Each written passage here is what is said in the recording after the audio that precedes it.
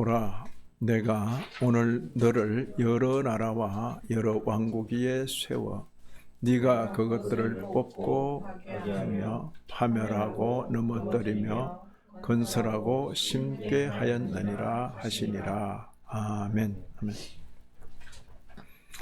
10절을 보시면 선지자의 사역으로 양면적인 것이 보이죠.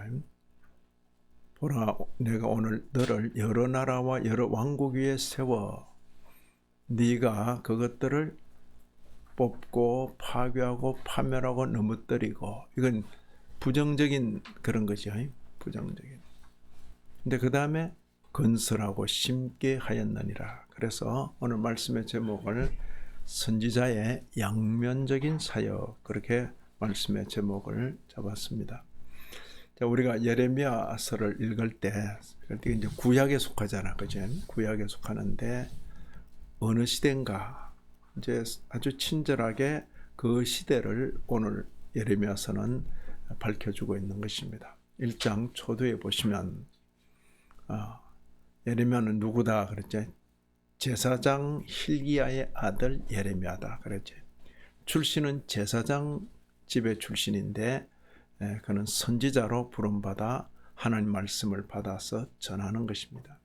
어느 시대인가 보면 유다왕 중에서 아몬의 아들 유다왕 누구라 했습니까?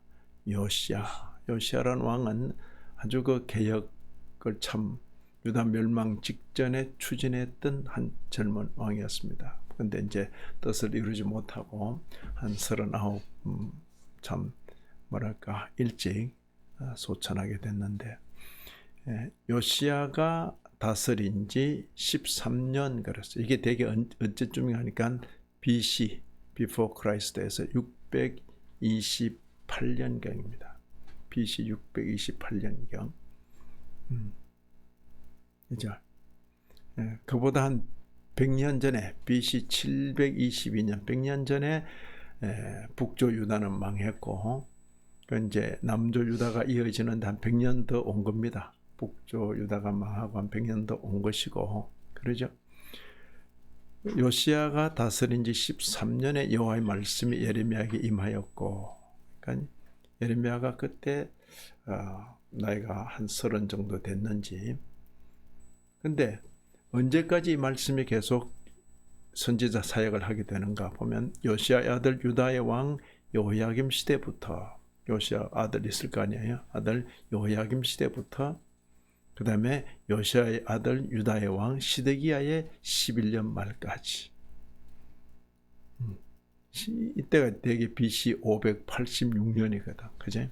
BC 586년이니까 거의 한 80년, 628, 거의 한 40년 가까이를 선지자로 살다가 이제 간 분이에요.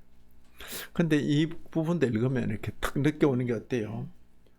아니, 그러면 요시야의 아들이 요야김도 왕하고 또 요시야의 아들이 시드기야도 왕하면 이런 나라가 좋은 나라다, 참 불안정한 나라다. 왕의 아들이 이렇게 아들 중에 한 아들이 또 왕 됐다가 또 안 되고, 그 다음에 또 왕 됐다가 안 되고, 이러면 그게 건강한 나라입니까? 참 불안정한 나라입니까?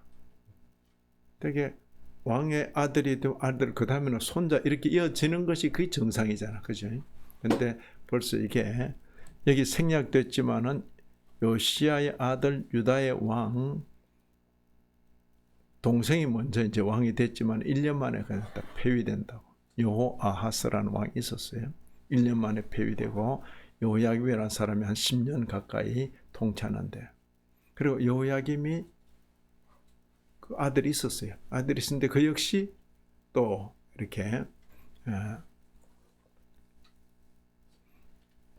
1년 만에 그 여호야김 아들 여호야긴, 그리고는 시드기야라는 이름은 유다의 마지막 왕이에요. 그럼 요시야라는 이 사람을 중심으로 첫째는 처음에는 작은 아들이 먼저 왕 됐다가 이렇게 폐위되고, 그죠? 애굽에 의해서 아마 폐위됐을 거예요. 그리고 그 다음에는 둘째 맏아들이 나중에 이제 됐다가 그 사람 한 10년, 그리고는 그 아들이 요새의 손자죠. 왕이 됐다가 그것도 한 1년 만에, 그건 이제 바벨론에 의해서 그렇게 됐을 거예요. 그리고는 다시 요새의 아들 중에서, 이러니까 아들 셋이 왕을 하는 거예요. 그럼 그 나라가 참 불안정한 나라죠. 이어지지 못하는 나라죠. 결국 망하는 거죠. 그래서 예레미야는 흥하는 시대의 선지자가 아니고 참 망하는 시대의 선지자로구나. 그럼 전체 분위기를 그렇게 보고 우리는 갈 수 있는 것입니다. 그 4절 이하도 보시면, 그죠? 여호와의 말씀이 내게 임하니라. 이때 내게는 예레미야죠. 예레미야. 하나님께서는 예레미야에 이렇게 내가 너를 모태에 짓기 전에 너를 알았다. 너를 알았다. 네가 배에서 나오기 전에 너를 성별했다. 성별했다. 너를 여러 나라의 선지자로 세웠다. 그러니까 하나님께서 예레미야를 대해서 아주 친근하게 이렇게 말씀하시는 거죠. 거꾸로는 아니잖아요. 거꾸로. 하나님께서 이렇게 아는 체를 하시니까 예레미야가 굉장히 당혹스럽잖아요. 여기 6절 보시면 슬퍼도소이다. 나는 아이라 말할 줄을 알지 못합니다. 제가 어떻게 이런 일을 맡아 감당하겠습니까? 그런 어떤 표현이죠. 근데 하나님께서는 이 예레미야에게 어떻게 이 사명을 감당할 것인지를 분명히 말씀해 주는 겁니다. 7절 보시면 너는 아이라고 말하지 말고 내가 너를 누구에게 보내든지 너는 가라. 사람 골라가며 가는 게 아니고 누구에게 보든지 너는 가라. 환영하든지 배척하든지 너는 가라. 그리고 그 다음 뭡니까? 너는 가라. 그 다음에 네게 무엇을 명령하든지 너는 말하라. 이게 이제 선지자로서 부름받았을 때에 감당해야 될 그런 자세죠. 자세. 자, 그런데 오늘 바로 그때 그 시대, 지금으로부터 2000년하고도 그렇잖아요. 한 600년 그 전에 살았던 선지자인데, 그를 세워서 하시는 말씀이 양면적이다. 한편으로 뽑고 파괴하고 파멸하고 넘어뜨리고, 그것만 하면 아니죠. 그것만 하면 선지자의 사역은 반쪽이에요. 또 뭘 해야 됩니까? 건설하고 심고. 자, 이제 바로 이런 면과 관계에서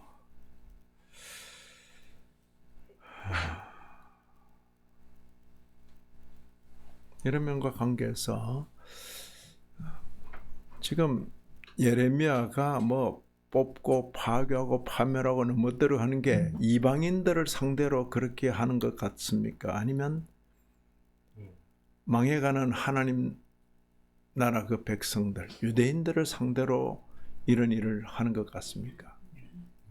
그죠? 그러니까 이방인이기보다는 오히려 뽑고 파괴하고 파멸하고 넘어뜨리고. 외형적으로는 이분들이 유대인들이에요. 누구를 섬깁니까? 하나님을 섬기죠. 그런데 그 속에 이게 하나님 섬기는 거 맞나 하는 그런 내용들이 그 속에 이미 자리 잡고 있는 거죠. 그래서 이런 면과 관계해서 저도 이제 어릴 적부터 신앙생활 하면서 또 말씀을 읽으면서 또 들으면서 생각하면서 도대체 신앙이 뭔가. 지금 여기 보니까 그때도 있었는데 구룡사 여전히 있고, 이제 여기 이제 가톨릭 성당도 마주보고 있고, 그죠? 그리고 이제 나가려고 저 큰 길 들어서니까 능인선은 어떻게 이렇게 커졌는지 다 있잖아요. 이제 그런 게 이게 구룡사에서 가르치는 종교랑 능인선언에서 가르치는 종교랑 거기 마주보고 있는 가톨릭에서 가르치는 종교랑 이게 서로 다른 건가? 아니면 비슷하고 같은 건가? 특히 이제 능인선언은 내가 볼 때 이거 완전히 종교 장사하는 그런 그 외형 자체가 그냥 이게 좋은 대학 갈 사람 이쪽에 와서 기도하면 잘 된다. 동화사, 대구 동화사 803 기술교회 거기 이제 그 갓바위 같은 게 있어가지고 또 학사모처럼 생겨서 그래서 그 앞에 수능 앞두고 기도하면 잘 된다고 그래서 뭐 각처로부터 와서 기도하죠. 아마 능인선언도 아마 그런 용도 같아 생긴 모습이 학사모를 형성해가지고 여길 따라 쭉 가면 이제 서울대학으로 직통하니까 이제 그렇잖아. 여길 따라 쭉 가면 되잖아.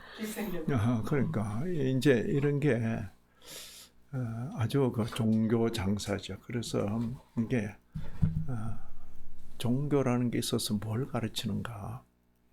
그 신앙이라고 말할 때 기독교 신앙도 지금 이제 그런 형편이죠. 흔히 이제 오늘날 통용되는 기독교 신앙은 자기 실현, 그죠? 그걸 하나님의 이름으로 꿈을 꾸라 그러고 꿈을 꾸는 만큼 되어진다 그러고 뭐 하잖아요. 하나님의 능력으로, 예수 이름으로, 하나님의 능력으로. 근데 이제 그런 이야기도 저도 잘하면서 뭐 많이 듣고 자랐죠. 근데 우리가 배운 신앙은 성경이 그런가? 그걸 보라는 거지. 성경이 그런가? 근데 성경이 우리에게 가르치는 그 신앙은 저는 이야기를 내가 원하는 삶을 산 것도 아니에요. 하나님께서 내게 일생의 기회를 주시고 그럴 때 당연히 하나님께 묻는 거죠. 주어진 한 생애 동안 뭘 하다 가는 게 가장 보람 있을까요? 하나님께서 뭘 원하시는 겁니까? 그게 사명이죠, 사명. 그러니까 자기 실현 중심의 신앙이 있는가 하면 사명 중심의 신앙이 있다. 그치? 그러면 뽑을 건 뭡니까? 건설하고 심을 건 뭡니까? 그러니까 자기 실현, 이게 신앙의 이름으로 다 들어와 있는 이런 유다 백성일 수 있는 것이 여호와 이름으로 하나님의 이름으로 우리는 할 수 있다, 할 수 있다. 찬송 중에 뭐 노래 부르는 중에 그런 노래도 뭐 할 수 있다, 뭐 그런 노래 있잖아요. 그래서 이런 게 이제 전부 그런 생각의 발로죠. 그런 생각, 자기 실현. 근데 예레미야는 자기 동족의 그 심령 속에 있는 어떤 것은 뽑고 어떤 것은 심어야 되는 거예요. 심어야. 이게 선지자에게 주어진 양면적인 사역이다. 그래서 한편으로 파괴의 사역, 이제 진단하고 제거하는 선지자의 역할이죠. 뽑고 파괴하고 파멸하고 넘어뜨리고. 그죠? 그 당시 유다 백성은 겉으로는 종교적 형식을 갖추고 있었지만은 마음은 하나님을 떠나서 우상 숭배, 불의로 가득했다. 뿐만 아니라 아주 신앙이 있는 것 같잖아요. 자기 실현을 위해서 기도하고 그걸 위해서는 철야도 하고 그게 잘 되도록 헌금도 하고 그럼 전부 이제 목적이 있는 거죠. 목적이. 과연 이게 바른 신앙인가? 이제 그런 질문을 던지게 되는 것입니다. 과연 오늘날에 뭐 또 보십시다. 바로 이런 사역, 선지자의 이런 사역이 신약 교회에도 이런 비슷한 표현을 우리가 읽을 수 있습니다. 그건 고린도후서 10장 4절 5절에 고린도서 10장 4절 5절에 바울 사도가 고린도 교회 성도들에게 우리의 싸우는 무기는 하고는 우리의 싸우는 무기는 혈과 육이 아니다 그랬어요. 하나님의 능력이다. 그리스도를 대항하여 높아진 모든 것들을 다 무너뜨린다 그랬어요. 그리고 그리스도에게 복종하게 하는 하나님의 그 능력, 우리의 싸우는 무기는 이거다. 신약 교회도 이 사역이 필요하다 하는 것을 알 수 있는 것입니다. 그러니까 구약의 이 말씀, 신약 교회, 그리고 우리가 마지막에 오늘 우리 시대의 교회로서 우리는 어떻게 할 것인가, 그런 면이 아마 이야기되어야 될 것입니다. 자, 한편으로 파괴, 한편으로 건설입니다. 그렇죠? 회복하고 심는 선지자의 역할이죠. 자, 뽑고 파괴할 것은 잘못 심어진 것, 그죠? 신앙의 이름으로 자기 실현, 그걸 자꾸 말하는 거예요. 그건 뽑아라, 뽑다. 그리고 다시 바로 심어야 할 것은 하나님께서 원하시는 게 뭘까? 사명 중심의 신앙이라. 사명 중심의 신앙. 건설하고 심게 하였다 했죠. 뽑는 하나님의 그 목적이 뭐냐? 바로 세워주시기 위하였어. 그죠? 하나님의 목적은 회복이라 했죠. 회복. 예레미야는 새 언약을 전한 그런 선지자입니다. 예레미야 31장에 보면 새 언약 그런 표현했어요. 희망의 메시지를 전하는 예레미야입니다. 근데 오늘날 교회와 성도들도, 그러니까 구약시대 예레미야만 아니라 바로 이 말씀, 선지자 이런 자세를 신약교회도 이어갈 것이고 교회에 속한 성도들도 바로 이런 거예요. 양면적인 사역을 감당해야 할 것이다. 그렇게 우리가 생각합니다. 교훈으로. 3번을 보시면 예레미야의 시대, 그리고 오늘 우리 시대 거의 한 2600년을 이렇게 사이를 두고 있어요. 그죠?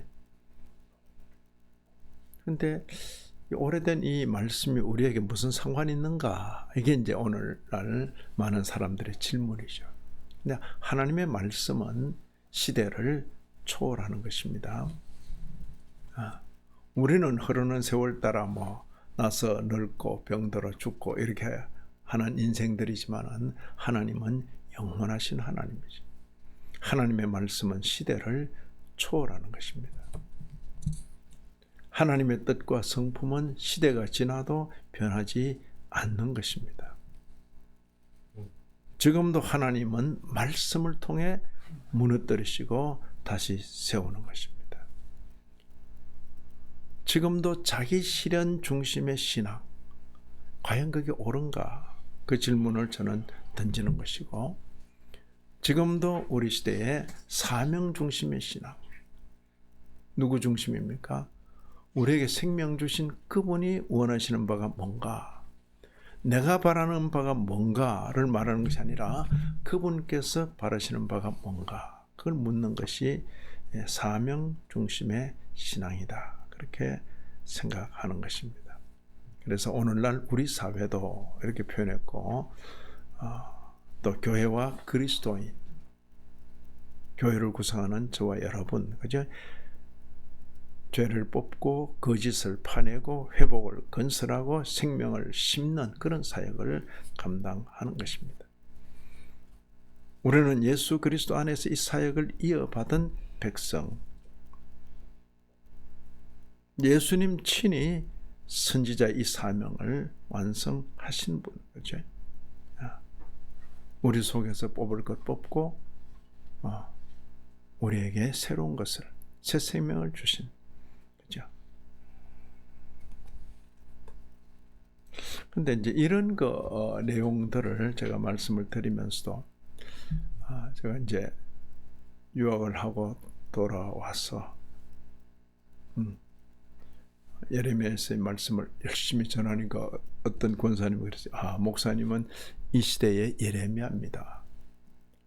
제가 그 말 들으면서 마음이 편했겠어요? 약간 불편했겠어요?